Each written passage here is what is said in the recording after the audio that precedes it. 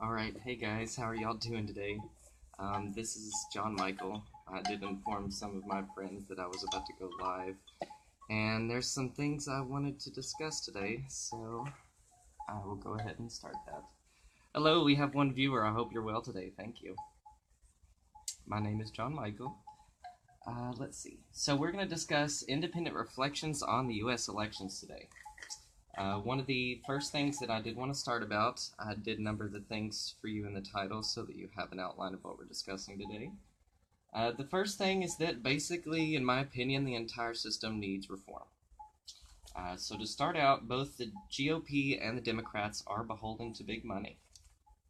I think it's very important for most people now that we want to repeal corporate personhood because we as human beings, we have natural rights. We want those rights respected. I don't understand how human rights could have been conferred onto a corporation, but that is what we have done, and we're now reaping the consequences of that. Hi, Noni. Thank you for joining today. I'm just discussing politics. It may be boring or tedious, but I'm trying to keep this independently minded and not so liberal or conservative or progressive or however you want me to however I may have been perceived before. I'm trying to alter this conversation so that it's from, just generally independent and nonpartisan because I want this message to get through to whoever is interested in listening. So I've discussed repealing corporate personhood. This may actually take a national convention in order to get done. I believe corporate personhood was started by the courts, so in order to restore politics to a time before corporations had human rights, it may take a national convention, and that involves discussion between state leadership. And that would entail an amendment to overturn Citizens United, obviously. Another part of the political reformation that I think is needed, we need to allow whistleblowers. It's important that we have, voices of critique.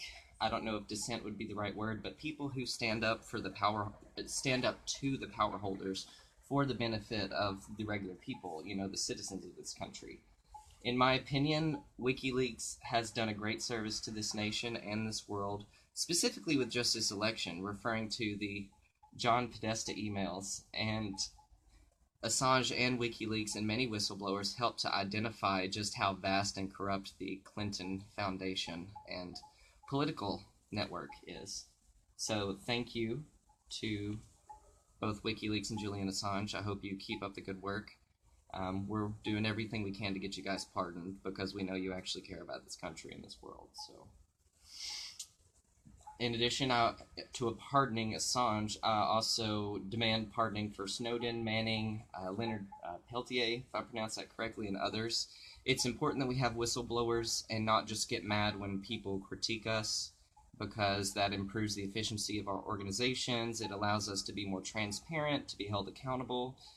These are things that I thought were ideals in this country. Sometimes I question my leadership and where their priorities lie. So I also demand that we allow whistleblower commutation of sentences, like with Chelsea Manning. As I've said in a past video, she's already made 2 suicide attempts, and she did what she knew to do to help this country, and we're imprisoning her. That's what we do to anyone who's critical of the state. So, and also repatriation, like with Edward Snowden and with Julian Assange. Okay, so in terms of a need for a reformation in this political system, I also argue that this election seems to me to be a wholesale rejection of neoliberalism. And I hear a lot of people on the right, especially since Donald Trump won the election, saying that it's a rejection of just liberalism as a whole. Well, not necessarily. I want to highlight exactly what neoliberalism is. I shared an article the other day about how it kind of came about before the 1950s. Basically, this definition is from Investopedia, and it states neoliberalism is a policy model of social studies and economics that transfers control of economic factors from the public sector to the private sector. So this sounds very wordy. People who don't give a crap about social studies or economics may just kind of throw that off. Let me make it a bit more transparent to you. It's converting public services to private business. So, like, I know one example is in Chattanooga. Used to the city would control the city managed the water resources. You paid your water bill to the city or TVA or whoever is managing it, but then they outsourced it to a Nashville company, and after they did that, cost tripled. And that's because when you privatize something, you're not, especially when it's a public civil service, then the interest is no longer just in providing a high quality service to the citizens. The primary focus then becomes profit motive. And so they're going to raise costs, especially on something that you need, like water. So combined with lobbying and Citizens United, this has evolved a government that over time is less responsive to the will of the people. This allows profit interests, corporate interests, to dominate policy in areas of healthcare, war, education, etc. And this is often to the detriment of the majority of citizens. So this is what encourages our healthcare industry. When you privatize it, the focus, instead of providing good quality healthcare to as many human beings as possible, then the focus is making money, as much money as you can, off of healthcare, which you make more money off a sick population than you do a healthy population. Profit motives is worth discussing. I know we live in a capitalist economy, but we still have to discuss who benefits, cui bono. When we privatize things like war, then that incentivizes companies like Halliburton to encourage more war so that they can sell more weapons to the defense industry. Eisenhower warned us against the military-industrial complex. We didn't listen, and it's continued its expansion since then. Hello, Kristen. Hello, Allison. Hello, Marshall. I'm so glad you all are joining me and us in our discussion today. Again, if you have any questions or comments, please just leave them below. And if you'd like, I humbly request you share this video. So, thus far we've discussed big money in politics, whistleblowers, neoliberalism. I also want to discuss nonpartisan reforms. So, we need to open the debates to third parties. Until 1988, the League of Women Voters were actually in charge of public debates. And now you have the CPD, I think, I want to say Committee on Public Debates. Maybe I'm wrong. Correct me. Someone can type it in below. They were supposed to more fairly present the debates, but it just ended up and encouraged the two-party hegemony that we have today. Neither Johnson nor Jill Stein were invited to the debates. They tried to lock out any alternative perspective, just to limit discussion to a narrow spectrum, as we've discussed before. So we can either return control of the debates to the League of Women Voters, or the people currently in charge can allow, third parties who actually have a chance of winning, which both Johnson and Stein were on the ballot or able to be written in like 48 states plus DC, but mainstream media never talked about that, did they? You had to hate one and vote for the other out of your hate and fear for the original one. It's nonsense, this lesser evilism, but that's what our politics here in the United States has devolved into. So, in addition to opening the debates to third parties, I also have come to agree with Dr. Jill Stein's proposition of ranked choice voting. So, it discourages this lesser evilism, as she has explained to her viewers before. Say you really liked Bernie Sanders, but you weren't sure if he could win, so a lot of people voted for Hillary Clinton. Let's say if we had ranked choice voting, you voted for Bernie Sanders. If for some reason he lost, then your vote would have gone to your second choice, which, from a progressive perspective, may have been Hillary Clinton. Or let's say if you really liked Gary Johnson, but you would have supported Trump. You could have voted for Gary Johnson as your first choice, and if he lost, Trump would have been given the vote in that instance under a ranked choice voting system. And that's what Dr. Jill Stein is proposing. That way we can actually vote for who we like, the policies we like, and not just out of fear for the other, this lesser evilism. Another reform I would suggest that is nonpartisan would be hand-counted paper ballots. There's been discrepancies in exit polls, and a lot of people are questioning the validity of e-voting machine results, particularly in the states that have not invested in new machines in over a decade. They're potentially easily hackable. Also in Ohio, they turned off the ballot photographing feature. It's supposed to help reduce fraud, but they turned it off anyway. I don't know what that helped, but in addition, we also need public funding of elections and to end super PACs, which is, I believe, is part of what Citizens United is, saying that unlimited funds is free speech when you donate that to a political action committee, and that you can do it secretly and not be held accountable to the people. So with a public funded election, there would be polling, and then the top, say, 5, 6, 7 candidates, they would each receive equal amounts of funding, equal amounts of airtime, and you would have more choices instead of this binary lesser evilism system that we've devolved into now. Thank you, guys. And again, if you have any questions as I'm going, feel free to post below. I encourage you to share this. Thank you. So here's some lessons I have for both of our corporate Wall Street parties. For one, find better candidates who have some sense and don't disintegrate your parties from the fringe wings to the corporate center in anger. Second, listen to your constituents and honor the choice that the voters make in the primaries.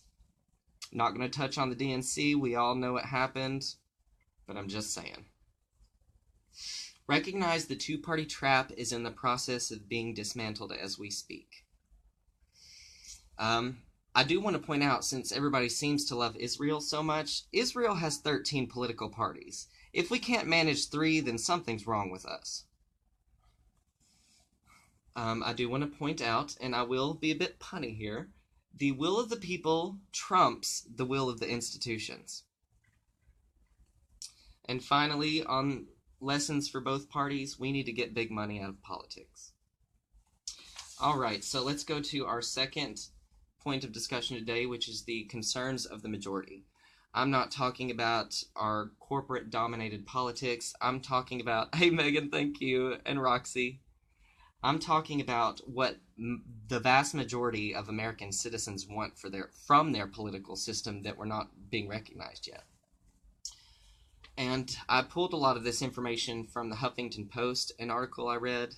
By the way, if you would like to view my transcript for this, just send me a message after we're done and I can email it to you. Let's see. Okay, so concerns of the majority. We want corporate interests to no longer dominate politics.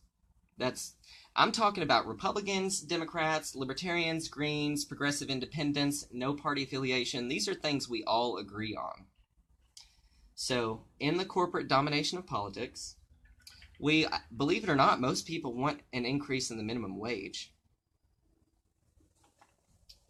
$15 an hour, fight for 15, and we also want to index with inflation because we don't want to have this discussion again in 5 or 10 years. It's getting old. That last part I added for my own perspective. Okay. We also all agree on breaking up the big banks and regulating the financial industry. We all agree on most of us agree on expanding Social Security. We all paid into it. We have a lot of people retiring who've not been able to save for retirement, and they're wondering how these lack of cost of living adjustments are going to help them have a decent retirement. You know, Congress has raised their own wages 25 times since 1988, but you can't raise wages on your lowest income earners. You can't raise wages for our seniors. That's despicable. Let's see. Also, most people agree on closing tax loopholes, and those loopholes tend to benefit speculators and the wealthiest of our societies. Most people agree that we want to improve environmental standards. Things like pollution, things like air quality. Sorry, I get a little riled up about this stuff. Let me breathe for a second. Things like, quality of our food systems. Most people agree that we want to allow Medicare to negotiate drug pricing. Whoa! The VA negotiates drug prices for veterans.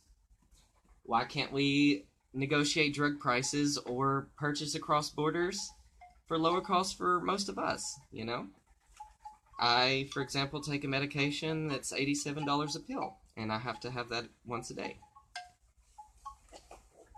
Most people actually agree on things like consumer protections, like food labeling.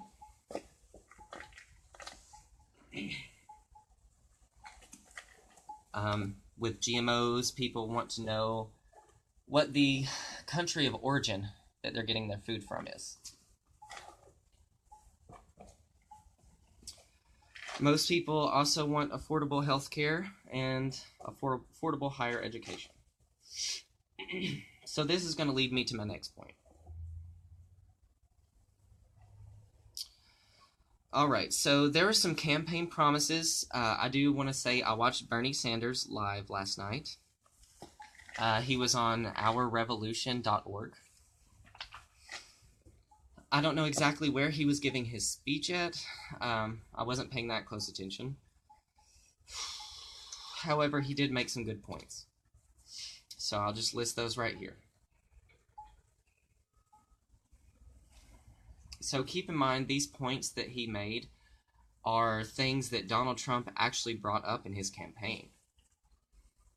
Donald Trump said these things for the benefit of the working class, and we progressives tend to hold Donald Trump to account the next 4 years throughout his presidency so that he helps the working class like he said he would. Alright, so these things Donald Trump has committed to. Donald Trump has committed to a $1 trillion domestic infrastructure investment program. We have to push him towards green energy to renewable energy, and this will provide long-term sustainable jobs for people. So we're going to hold him to account that he will invest in our crumbling infrastructure. And though we progressives often want to fight for $15 an hour, since adjusted for inflation, that should be what you're making as compared to wages in the 60s when a single earner could afford to care for her whole family. So Donald Trump has committed to $10 an hour. So we shall hold him to, at the very least, a $10 hour national minimum wage. Oh, and here's another great one. Donald Trump has committed to restore the Glass-Steagall Act that was repealed under the neoliberal Bill Clinton administration in 1999. It allowed deregulation of the financial industry, and that led directly to the Great Recession. So, we want to restore that. Pardon my faces I'm making. Some of my friends are making comments in Messenger as I go, and I'm getting distracted by them. Okay. Alright, so we're still continuing on the list of promises that Donald Trump made throughout his campaign. Hi, Cindy. Thank you for joining us today. My friends are criticizing that I look like a bum right now. Obviously, I don't care, or I would have not be making this video without putting on a tie or something. I don't care. Donald Trump has committed to 6 weeks paid maternity leave. In comparison to other countries, most other industrialized nations offer 12 weeks of maternity leave, and they even offer paternity leave so that the father can be there for the birth of the child and welcoming the child into the family. Even if they're adopting a new child, or adopting a foster child. It gives them time to welcome them into the family as well. Get them settled into school, yada, yada, yada. All right, Donald Trump is also committed to rejecting the TPP, which seems to be defeated at this point, so that's awesome. Way to go, guys. And he also offers fairer free trade agreements. He's made suggestions about restructuring or renegotiating NAFTA. But basically, we just want people to recognize both NAFTA, TPP, these were investor rights agreements. They were corporate trade deals. They were not real free trade agreements. If we had real free trade agreements, we would be allowed to purchase drugs across the border of Canada or with India, generic drugs. That's real free trade, not these corporate trade deals. So I'm sorry Obama made a fool of himself by representing the interests of the big banks and big moneyed interests, but you know what? We don't want that piece of legislation, so thank you for cutting it out. All right, so this leads us to our third topic of discussion, which is energy infrastructure and resource wars. As I've discussed before, we want a green, renewable energy economy. So no DAPL. We don't want more pipelines. Gas is affordable right now. There's no reason to continue investing in fossil fuel infrastructure. We have alternative technologies available, so those are worth your investment, in my opinion.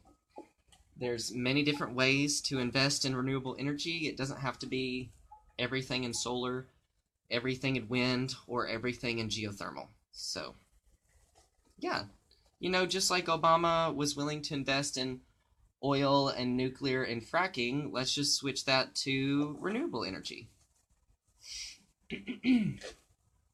All right, so I wanted to also just point out the inverse relationship of energy independence and resource wars.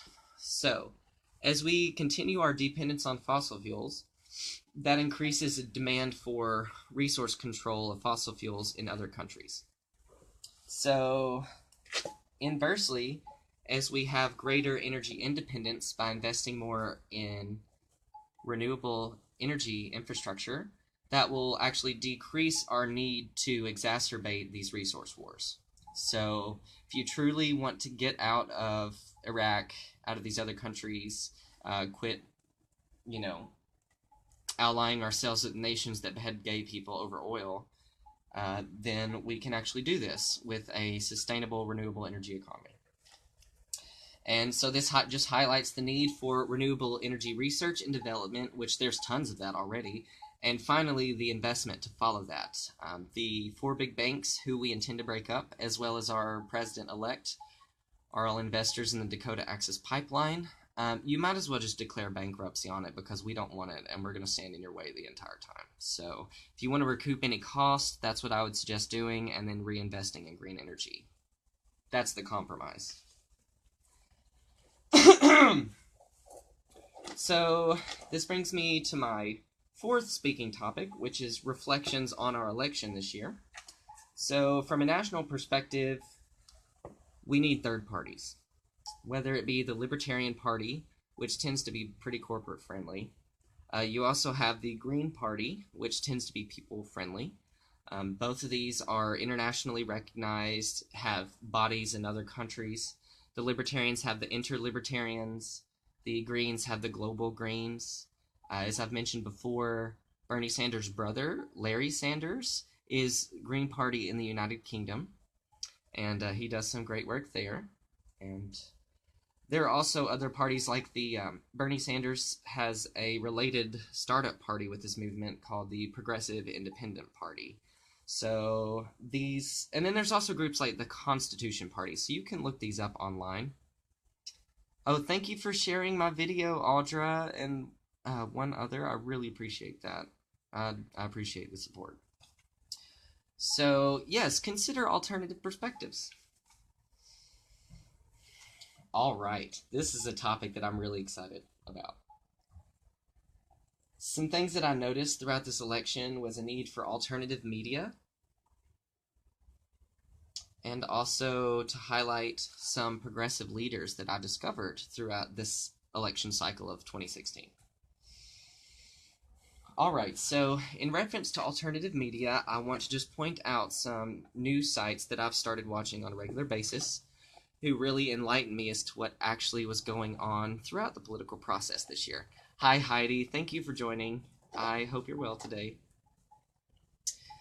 So I'll list out some sources that I really like. Just the news organizations. You have Democracy Now!, No Sellouts, Empire Files, Telestir TV, The Young Turks, which I think they're involved with Univision, TYT Politics, Russia Today even, RT News. And then on RT is Redacted Tonight, Al Jazeera, Real Progressive, Progressives, Sane Progressive, and then even sometimes PBS, NPR, or BBC. I know that a little bit late in the game, Tavis Smiley on PBS had a third-party debate between Johnson and Stein. That was excellent. We should have had more of it since the two parties were shutting out third parties. I hope to see it more often and earlier in the next election, political cycle. Politics and stuff, will you send me a link to that, Audra? And just message it to me and I'll take a look at that after the video. And welcome, Dino. Thank you for watching today. Alright, and I also wanted to note some specific journalists that I really like. I really like H.A. Goodman, and then on Democracy Now! You have Amy Goodman. And then H.A. Goodman, as I said, he's worked with Tim Black, who's also excellent. I've watched Abby Martin for years now. She gives some top-notch, insightful work. She started with RT, and now has kind of branched off onto her own thing. That's wonderful. Jordan Sheraton of The Young Turks, or excuse me, TYT Politics. You have Lee Camp of Redacted Tonight. You had Cenk Aguirre. I don't know how to pronounce your last name, sir. I'm sorry. But he's on TYT. As well as Anna Kasparian. Oh, yeah, Chris Hedges. Thank you, Audra. How could I forget Chris Hedges? He's probably one of the most seasoned progressive activists out of all of us. So, and as I said, Tavis Smiley, Debbie from Sane Progressive. I don't know how to pronounce her last name. And then Steve from Real Progressive. Steve Grumbine. And then I also want to list some progressive leaders that I discovered throughout this past year or two with the process. You have Bernie Sanders. He was a big one, obviously. And now, despite being an independent, the Democratic Party is finally giving him a leadership position. And though it may seem minor, his political clout has grown exponentially since before this election. And that's excellent to see, because even though he's an independent, he's probably going to be one of the saving graces of the Democratic Party. Just putting that out there. You also have Dr. Jill Stein and Dr. Jamu Baraka.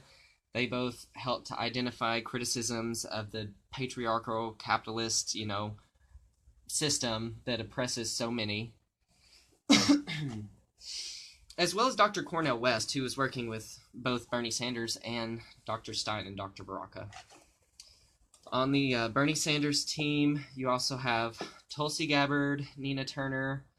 Some popular Greens included like Dr. Margaret Flowers of Maryland. You had Arn Coney of Colorado, Pramila Jayapal from the Pacific Northwest, even Robert F. Kennedy. I saw him on Democracy Now! Earlier today. I shared the link on my wall if you're interested in seeing his interview. And so that was just a list of alternative media and progressive leadership, as well as a highlight of third parties worth considering across the political spectrum in the future. So, on to local elections. I know Debbie is awesome. Hi, Lisa. Welcome to the discussion. Feel free to share this. Thank you for those who already have. It's good to have you with me here today. Basically, most incumbents won. There were several Greens elected. Was it 21, I think? I'm not sure how many Bernie-crats were elected, but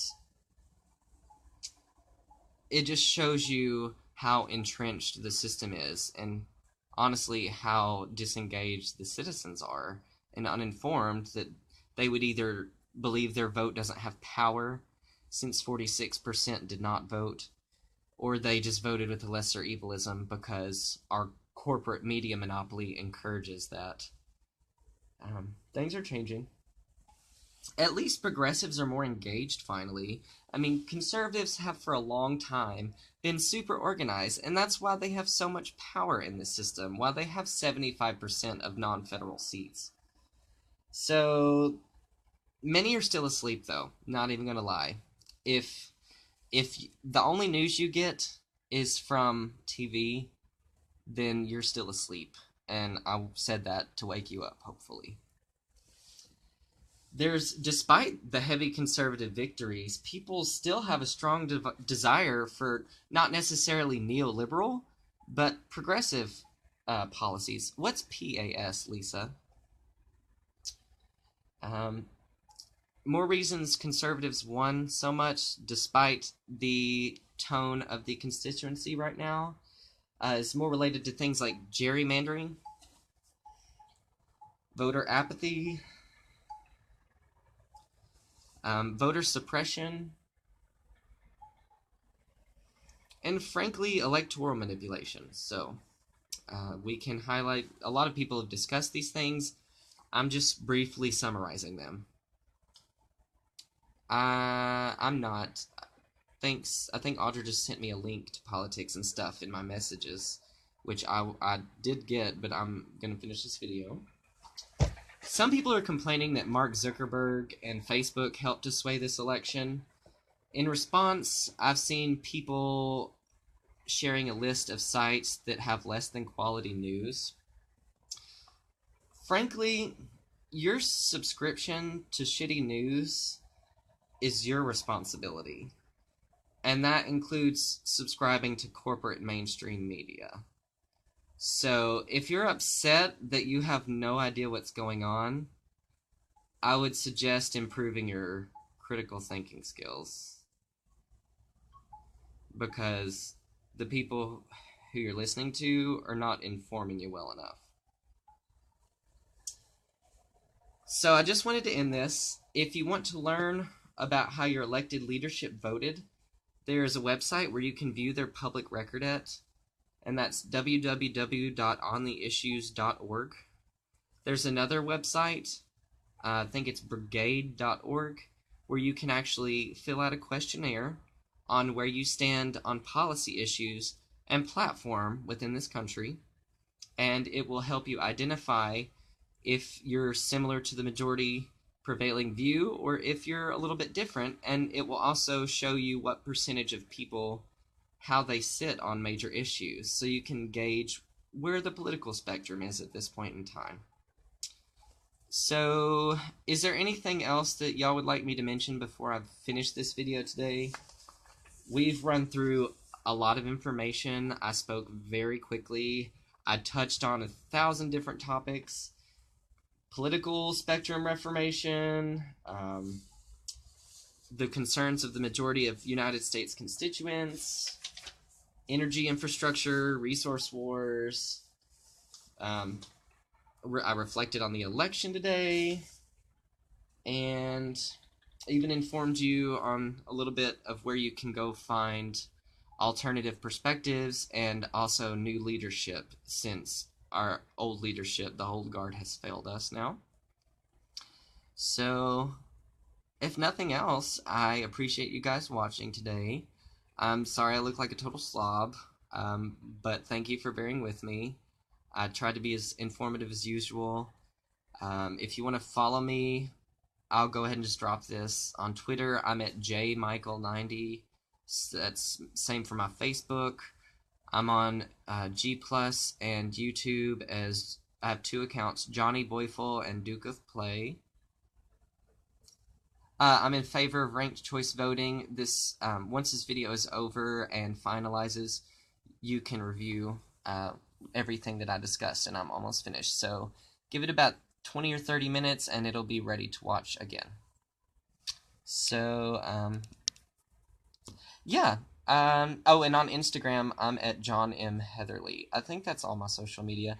If you'll follow me, once I look on there again, I'll follow you back, and we'll just be one big happy family. So, um, here's to standing with Standing Rock, being non-violent and peaceful, and to actually discussing policies and working with one another rather than against one another. So, um, as Debbie from Same Progressive likes to say, peace out.